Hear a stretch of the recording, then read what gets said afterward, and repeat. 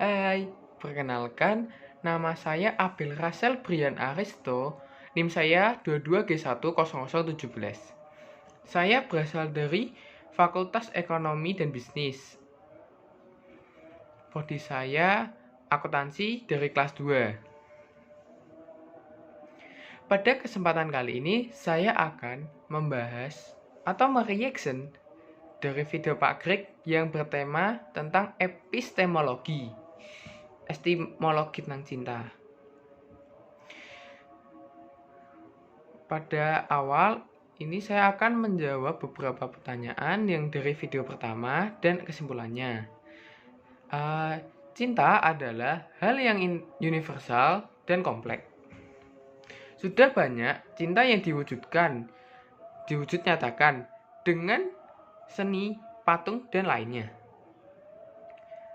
Untuk pertanyaan yang pertama, apakah cinta itu membuat manusia menjadi bahagia?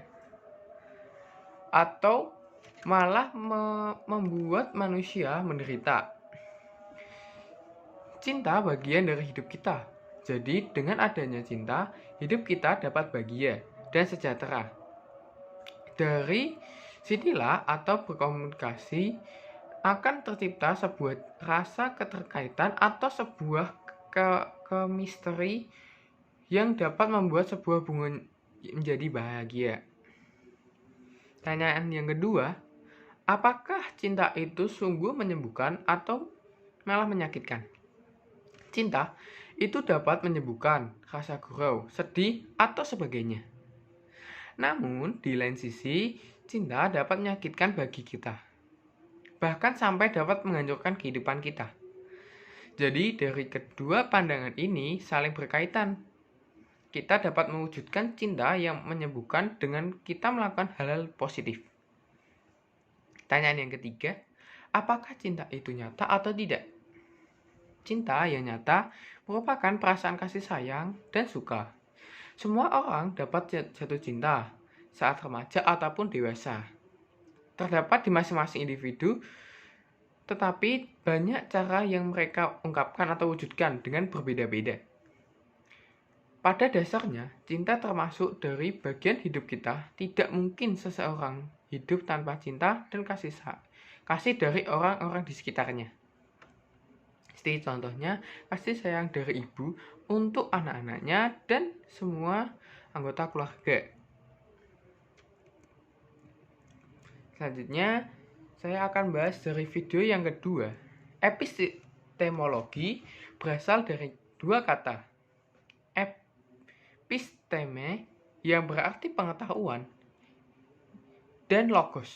Logos memiliki arti studi, pembelajaran, atau pertimbangan nalar.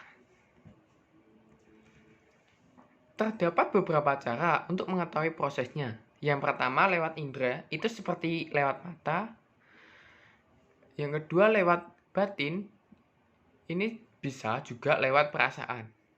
Dengan cara ketika ada dua orang saling mempercayai tanpa berkomunikasi. Yang ketiga, lewat rasio.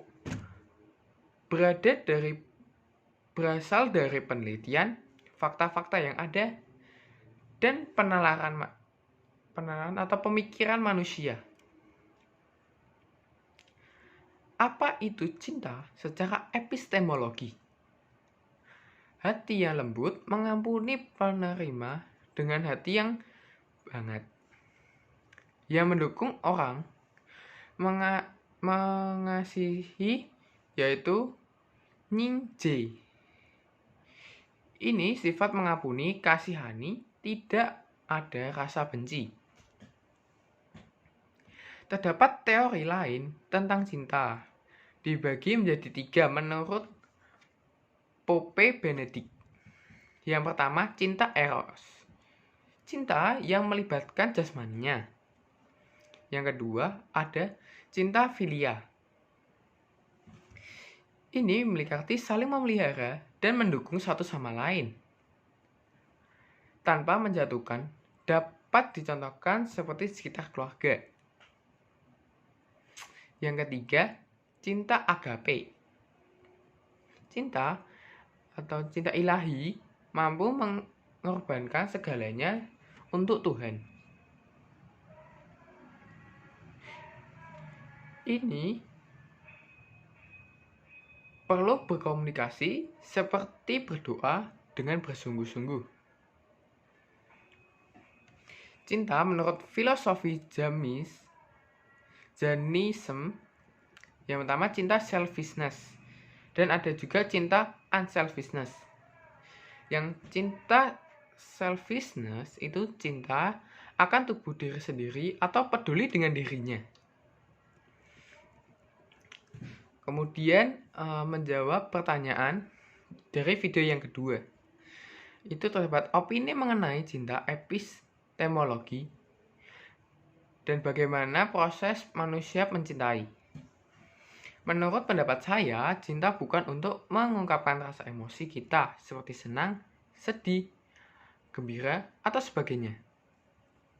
Dengan cinta ini dapat menimbulkan dampak bagi kesejahteraan manusia, bahkan dengan kesehatannya.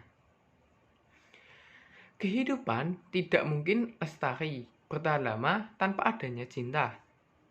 Cinta diciptakan oleh Yang Maha Kuasa untuk tumbuh dalam hati insannya yang bertujuan untuk melengkapi dan bersyukur dengan keindahannya dan kebesarannya akan segala ciptaannya. Cinta juga diciptakan terkadang untuk menyadarkan dan sebagai salah satu sumber pengintrospeksian diri terhadap apa yang kita lakukan agar dapat saling menjaga serta tidak menyakiti satu sama lain. Lalu pertanyaan selanjutnya, faktor yang dapat membuat manusia mencintai dengan tulus. Yang pertama dapat saling suka, lalu kedua kesamaan, lalu ketiga karakter yang disuka, keempat penerimaan sosial, dan yang terakhir kebutuhan pendampingan. Dan masih banyak lagi. Selanjutnya pertanyaan terakhir, berikut ini adalah beberapa tanda-tanda seseorang tidak mampu mencintai. Yang pertama, mereka menyalahkan orang lain.